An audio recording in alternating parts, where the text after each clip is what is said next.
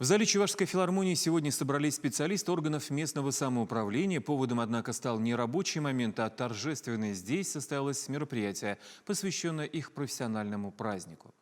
В этом году Чувашия перешла на модель одноуровневой системы, позволяющей избегать несогласованности в работе республиканских властей и муниципалитетов. Она помогает консолидировать финансовые, организационные и кадровые ресурсы. За последние годы в регионе сделано немало, в том числе и благодаря инициативному бюджетированию. Количество проектов растет из года в год. За 6 лет было реализовано около 3000. Общая сумма превысила 3 миллиарда рублей.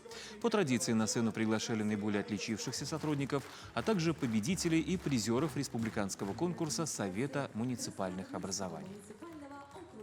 Хочу высказать вам все-таки прежде всего слова благодарности.